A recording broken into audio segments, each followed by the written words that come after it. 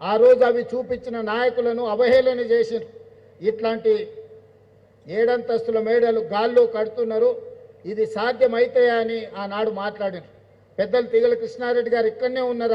ఆ రోజు హైదరాబాద్ నగర మేయర్గా ఈ ప్రణాళికలు రచించినప్పుడు వారు ఈ నగరానికి మేయర్. ఆ రోజు ఇవన్నీ చూపించినప్పుడు, ఇవన్నీ చర్చ జరిగినప్పుడు ఆనాటి ప్రజా ప్రతినిధులను అవహేళన చేసిండ్రు, ఇది సాధ్యమయమైన విషయమేనా అని. కానీ ఈరోజు నిజమైంది. ఈ దేశంలోనే 160 కిలోమీటర్ల 500 ఫీట్లు ఉండే ఔటర్ రింగ్ రోడ్డు ఏ నగరానికి లేదు. అది ఢిల్లీ దేశ రాజధాని కావచ్చు, ఫైనాన్షియల్ క్యాపిటల్ ముంబై కావచ్చు, ఐటీ క్యాపిటల్ బెంగళూరు కావచ్చు, చెన్నై ఇండస్ట్రియల్ క్యాపిటల్ చెన్నై కావచ్చు, ఎవరికి ఇంత అద్భుతమైన ఆస్తి లేదు. ఈరోజు దేశంలోనే ఒక అద్భుతమైన ఔటర్ రింగ్ రోడ్ మన దగ్గర ఉంది. మన హైదరాబాద్ ఎయిర్పోర్ట్ ప్రపంచంతోనే ఈరోజు పోటీ పడుతుంది. మన దగ్గర ఉన్న ఐటీ కంపెనీలు, మన దగ్గర ఉన్న ఫార్మా కంపెనీలు, మన ప్రపంచం సంక్షోభంలో మునిగినప్పుడు, కోవిడ్ వచ్చినప్పుడు 4 కోవిడ్ వ్యాక్సిన్స్ను ప్రపంచం ఉత్పత్తి చేస్తే అందులో 3 కోవిడ్ వ్యాక్సిన్స్ హైదరాబాద్ నుంచి, జినోమ్ వ్యాలీ నుంచి తెలంగాణ రాష్ట్రం ప్రపంచానికి అందించింది, మన రాష్ట్రానికి కాదు.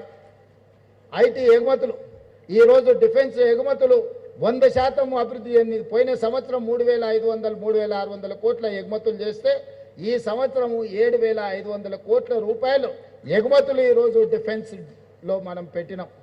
మనం రాఫేల్ అని యుద్ధ విమానాన్ని విన్నాం. ఆ రాఫేల్ని సర్వీస్ సెంటర్ ఎంఆర్ఓ ఈరోజు జిఎంఆర్ ఈరోజు శంషాబాద్ ఎయిర్పోర్టులో, ఫ్రాన్స్లో ఒకటి ఉంటే రెండవది మన దేశంలో మన నగరంలో మీ ఊర్లోనే ఈరోజు సాఫ్రాన్ ఎంఆర్ఓ ఈరోజు ఇక్కడ ప్రారంభించుకున్నాం. సాఫ్రాన్ ఎంఆర్ఓలో యుద్ధ విమానాలను ఈరోజు సర్వీస్ చేసే సెంటర్స్గా, వాటిలో వచ్చే సమస్యలు పరిష్కరించే సెంటర్గా రాణించింది.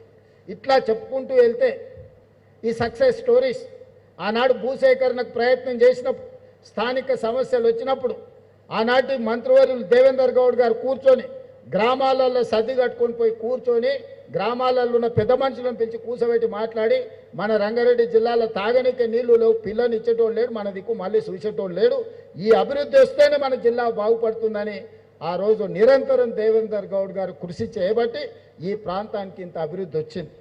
నేను ఎందుకు వారిని ఈరోజు గుర్తు చేస్తున్నా అంటే, ఈనాడు ఈ ఫ్యూచర్ సిటీలో కూడా కొంతమంది రైతులకు బాధనో, లేకపోతే నష్టపరిహారం రాలేదనో, లేకపోతే కష్టమో, కొంత నిష్ఠూర్కమో ఉన్నది. ఈ వేదిక మీద ఉన్న ప్రజాప్రతినిధులు బాధ్యత తీసుకొని ఈ పనులను చేస్తే చరిత్రలో మీరు మిగిలిపోతారు. వాళ్ళని ఆదుకుందాం, వాళ్ళకి నష్టం చేయాలనేది ఈ ప్రభుత్వానికి ఎక్కడ ఆలోచన లేదు. వాళ్ళకి సరైన సముచితమైన విధంగా వాళ్ళని ఏ విధంగా ఆదుకోవాలనో ప్రభుత్వం ఆదుకుంటుంది. మిత్రులు శ్రీధర్ బాబు గారు మీకు ఎప్పుడు అందుబాటులో ఉంటారు.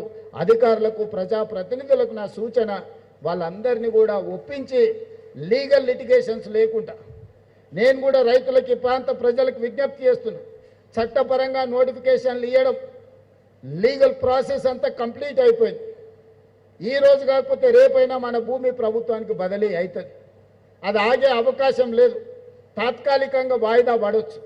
వాయిదా పడడం వల్ల ఆనాడు మీరు భూమి ఇస్తే అదే పైసలు తీసుకుంటే కల్వకుర్తిలో అవతలికి పోతే మీకు సేమ్ ఇక్కడున్న భూమి కంటే 2 అంతలు వచ్చేది.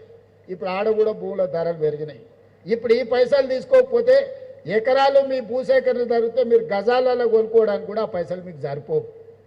అందుకే నా సూచన, డబ్బులు తీసుకోండి, కొంచెం దూరం వెళ్ళి మళ్ళీ భూమి కొనుక్కోండి.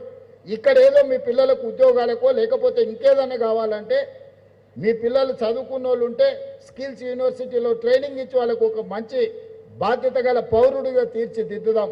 వాళ్ళకు ఉద్యోగ ఉపాధి అవకాశాలు కల్పిద్దాం. ఇతర ప్రయోజనాలు ఏమున్నా ప్రభుత్వం వాళ్ళ కోసం పనిచేస్తుంది. కాబట్టి దయచేసి స్థానిక ప్రజాప్రతినిధులకు నా సూచన, పిలవండి, కూర్చోబెట్టండి, మాట్లాడండి, వాళ్ళ బాధ వినండి. వినకుంటేనే గుంజుకుంటున్నామన్న వాళ్ళకు ఒక అభద్రతా భావాన్ని ఇవ్వకండి. ఎందుకంటే చాలా వరకు 90% భూములు క్లియర్ అయినాయి. జూపల్లి కృష్ణారావు గారు ఆ రోజు ఇండస్ట్రీస్ మినిస్టర్గా ఉన్నప్పుడే ఈ భూసేకరణ కార్యక్రమం, ఈ ప్రణాళికలు కొంత ముందుకు వచ్చినాయి. ఆ రోజే ఇచ్చి ఆ రోజే డబ్బులు తీసుకుంటే ఈ కొంచెం విసుటాసుట యాచారం దాటితే నాగార్జున సాగర్ రోడ్లైనా, యువతల కడతాల ఆమన్గాలు దాటితే ఇక్కడైనా మంచి భూములు వచ్చేది. ఇప్పుడు ఆ అవకాశం కూడా పోయింది.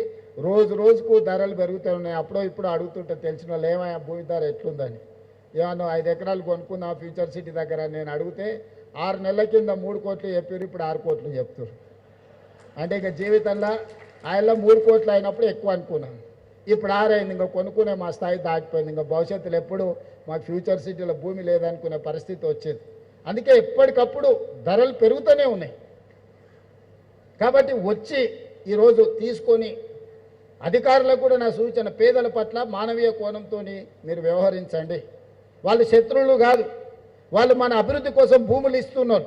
ఈ అభివృద్ధిలో వాళ్ళు భాగస్వాములు అవుతున్నారు. వాళ్ళని గౌరవించండి, వాళ్ళకి మర్యాద ఇవ్వండి, వాళ్ళని పిలిచి కూర్చోబెట్టి మాట్లాడండి.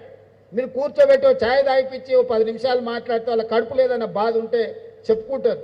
ఈయన చేయగలిగింది చేయండి. మీ స్థాయిలో చేయలేని ఉంటే మంత్రి గారి దగ్గరికి తీసుకెళ్ళండి, మంత్రి గారి స్థాయిలో కాదు ఉంటే నా దగ్గరికి తీసుకురండి. ఈ ప్రాంతంలో ఉన్న ప్రతి ఒక్కరు 90% నాకు తెలుసు. నేను ఎందుకంటే చాలాసార్లు ఈ ప్రాంతంలో తిరిగిన, పాదయాత్ర చేసిన. ఏమై జగన్ నడిచినప్పుడు పాదయాత్రలు వచ్చినావు కదా. కాబట్టి చాలామంది ఏం పాండు పాండు నాకు బాగున్నావా గుర్తుపట్టినా. కాబట్టి అందరినీ నేను గుర్తుపడతా, పేరున నాకు తెలుసు. వాళ్ళు సర్పంచులు అయినా కాకపోయినా, వాళ్ళు నాయకులైనా కాకపోయినా, కార్యకర్తలను కూడా, రైతులను కూడా నేను గుర్తుపడతా. నేను ఇక్కడ ఉండేటోళ్ళకి నా సూచన ఒక్కటే, మీకు నష్టం చేసి నేను శ్రీధర్ బాబు గారు ఎక్కడికి తీసుకుపోయలేదు. నేను కొడంగల్ తీసుకుపోను, ఆయన మంతని తీసుకుపోడు. మీకే అభివృద్ధి చేసి మీకు ఇస్తాం. ఈ 2 ఏళ్ళు మీరు సహకరిస్తే దేశంలోనే కాదు ప్రపంచంలోనే ఒక అద్భుతమైన నగరానికి ఇక్కడ పునాదులు పడతాయి. ఎవరైనా ఇక్కడికి రావాల్సిందే. ఆయన బిల్ గేట్స్ అయినా, బిల్ క్లింటన్ అయినా, ట్రంప్ అయినా, లేకపోతే ఇంకెవరైనా ఎలాన్ మస్క్ అయినా ఈ నగరంలో పెట్టుబడులు పెట్టకపోతే ఏదో కోల్పోయినాం అనుకునే పరిస్థితి తప్పకుండా తీసుకొచ్చే బాధ్యత మన ప్రభుత్వం తీసుకుంటుంది. ఈరోజు యుద్ధ పరిస్థితుల్లో ఆనాడు ఇండియా పాకిస్తాన్ ఆపరేషన్ సింధూర్ జరుగుతున్నప్పుడు దేశం మీద దాడులు జరుగుతున్నాయి అనుకున్నా మనము ప్రపంచ అందాల పోటీలు మన నగరంలో నిర్వహించినాం. 118 దేశాల నుంచి ప్రతినిధులు వచ్చిండ్రు. నేను ఎందుకు గుర్తు చేస్తున్నా అంటే యుద్ధం జరిగిన హైదరాబాదు నగరం ఎంత భద్రమైందో అంతమంది ప్రతినిధులు ఇక్కడికి వచ్చిందంటే మన పట్ల నమ్మకం, విశ్వాసం.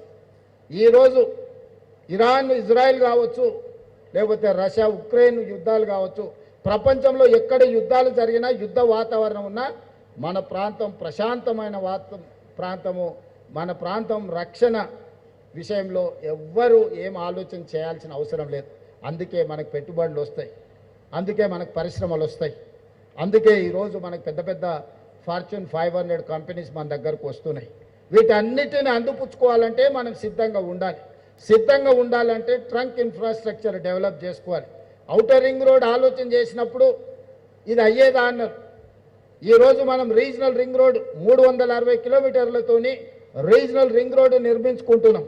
ఈరోజు రేడియల్ రోడ్డు మీ కళ్ళ ముందరనే పనులు జరుగుతున్నాయి. కొంగర కళా నుంచి ఆమంగల్, అక్కడి నుంచి నల్లమల వరకు, నల్లమల నుంచి సోమశిల నుంచి నంద్యాల నుంచి బెంగళూరు వరకు ఈరోజు మనము controlled express, greenfield express highway మనం నిర్మించుకుంటున్నాం. ఈరోజు ఆ రోడ్డు రావడంతో బెంగళూరు 70 నుంచి 80 కిలోమీటర్ల దూరం తగ్గుతుంది. ఇదే కాదు, ఈరోజు భారత ప్రధానమంత్రి, కేంద్ర ప్రభుత్వం ఈ దేశంలో 7 స్పీడ్ ట్రైన్లను ఇస్తే, వేరే భాషలో బుల్లెట్ ట్రైన్ అంటారు కదా, వాటిని ఇస్తే 3 ట్రైన్లు మన రాష్ట్రానికి వచ్చినాయి. ఈరోజు Bengaluru to Hyderabad bullet train తొందరలో మనం చూడబోతున్నాం. ఇది కళ నిజం కాబోతుంది. ఈరోజు శంషాబాద్ నుంచి పూణే వయా ముంబై ఈరోజు బుల్లెట్ ట్రైన్ రాబోతుంది. ఇవాళ శంషాబాద్ నుంచి మనకు అమరావతి నుంచి చెన్నై ఈరోజు బుల్లెట్ ట్రైన్ రాబోతుంది. చెన్నై పోవాలన్నా వయా అమరావతి విత్-ఇన్ అవర్స్లో మనం ట్రైన్లో పోవచ్చు. ఈరోజు శంషాబాద్ నుంచి బెంగళూరు పోవాలన్నా ఈరోజు బుల్లెట్ ట్రైన్ ఉంది. ఈరోజు శంషాబాద్ నుంచి పూణే వయా ముంబై పోవాలన్నా తొందరలోనే రాబోతుంది. అందుకే శంషాబాద్లో ఈరోజు మనం బుల్లెట్ ట్రైన్ హబ్ కోసం ల్యాండ్ కేటాయించబోతున్నాం. నగరం నుంచి మెట్రో రైలు అక్కడికి తీసుకురాబోతున్నాం. అక్కడనే ఒక పెద్ద బస్ టెర్మినల్, వివిధ జిల్లాల నుంచి, వివిధ రాష్ట్రాల నుంచి బస్సుల్లో ప్రయాణించే వాళ్ళు అక్కడికి వచ్చేస్తే కావలసిన వాళ్ళు వెళ్ళాల్చుకున్న బుల్లెట్ ట్రైన్ హబ్లో వాళ్ళు అక్కడనే డైరెక్ట్గా జాయిన్ కావచ్చు. నగరంలో నుంచి ఎవరు వచ్చినా మెట్రోలో అక్కడికి వచ్చే విధంగా ఈరోజు ఎయిర్పోర్ట్ పక్కల్లోనే తొందరలోనే పెద్ద ఎత్తున బుల్లెట్ ట్రైన్ల కోసము, మెట్రో రైలు కోసము, అదేవిధంగా ఒక పెద్ద బస్ టర్మినల్ని ఈరోజు ఈ ప్రాంతంలో మనం తెచ్చుకోబోతున్నాం. ఇవన్నీ కూడా మన భవిష్యత్ ప్రణాళికలు. ఈ భవిష్యత్ ప్రణాళికలు ముందుకు వెళ్ళాలి అని అంటే స్థానిక ప్రజాప్రతినిధులు సహకరించాలి. లీగల్ లిటిగేషన్స్ లేకుండా చూడాలి. అభివృద్ధి వాయిదా పడితే అంతకంత అంచనాలు పెరిగితే మనం ఏ అభివృద్ధిని కూడా అందిపుచ్చుకోలేము. మనకు అభివృద్ధికి సమస్యగా మారుతుంది. అందుకే రంగారెడ్డి జిల్లా మిత్రులందరికీ నా విజ్ఞప్తి, అద్భుతం రంగారెడ్డి జిల్లాలో జరగబోతుంది. ఇదే సిటీని నేను అటువైపు మేడ్చల్ సైడ్ అయినా కట్టవచ్చు. మా శ్రీధర్ బాబు గారు ఎప్పుడు అంటారు, మీరు ఇటు సైడే చూస్తున్నారు, మా కరీంనగర్ రోడ్డు దిక్కు నుంచి మీరేం మాకు అభివృద్ధి ఇస్తలేరని వారు అంటూ ఉంటారు. లేదా అటు పటాన్చెరు ఆ పక్కకు కూడా పోయి ఉండొచ్చు. కానీ నేను రోజు ఊరికి పోయేది ఈ పక్క నుంచే కాబట్టి అభిమానంతో